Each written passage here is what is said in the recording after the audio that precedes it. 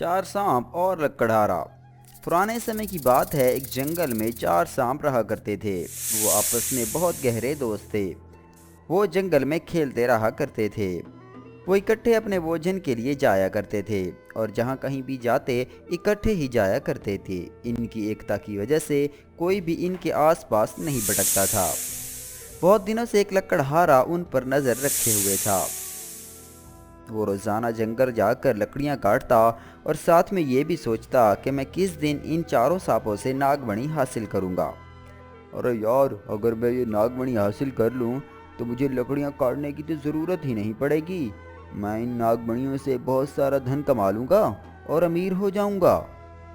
लेकिन जब भी लकड़हारा नागमणि को हासिल करने की कोशिश करता तो वो सांप मिलकर इसे भगा देते और वो बेचारा हर बार इसी तरह नाकाम ही लौटता है। और एक दिन बोलता है, पता नहीं कब ये सांप अलग अलग होंगे और मैं इन सब से एक एक करके नागमणि छीनूंगा।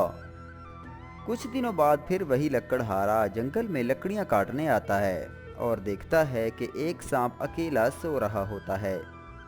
लकड़हारा सांप को अकेला देखकर बहुत खुश हो जाता है और कहता है, आज तो मैं ये नागमणि हासिल करके ही रहूंगा, क्योंकि आज एक सांप अकेला है।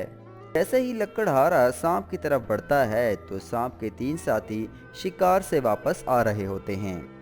वो देखते हैं कि लकड़हारा तो हमारे दोस्त सांप की तरफ बढ़ रहा है। अरे साथियों, उधर देखो, ये लकड़हारा है मेरे ख्याल से। ये तो हमारे साथी की तरफ जा रहा है, कहीं ये नागसी नागमणि ना छीन ले।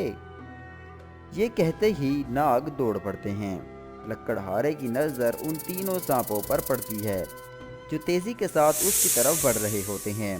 लकड़हारा इन तीनों सांपों को देखकर डर जाता है और वापस भागता है।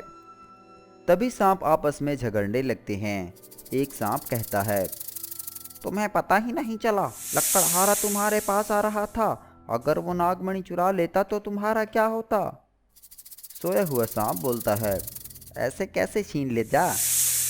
तभी इसी बात को लेकर सांप आपस में झगड़ने लगते हैं और झगड़ते झगड़ते उनकी दोस्ती में दरार पड़ जाती है और वो सब अलग अलग हो जाते हैं और जंगल में अकेले अकेले ज़िंदगी बसर करने लगते हैं। कुछ दिनों बाद फिर वही लकड़हारा जंगल की ओर निकलता है और लकड़ियां काटने के लिए आया होता है। तो वो चारों सांपों को अलग अलग कोने पर देखकर बहुत खुश होता है और एक सांप की तरफ बढ़ता है। अब इन सांपों को क्या हो गया? ये तो अलग अलग फिर रहे हैं। अब मज़ा आएगा। लगता है इनके बीच लड़ाई हो गई है। मैं इनको अकेले अकेले को पकड़ के इन सभी से नागमणि हासिल करूंगा। तभी लकड़हारा ये बात करके सांप की तरफ बढ़ता है और एक सांप को मारकर नागमणि हासिल कर लेता है। और फिर इसी तरह वो एक एक करके चारों सांपों से उनकी नागमणि हासिल कर लेता है।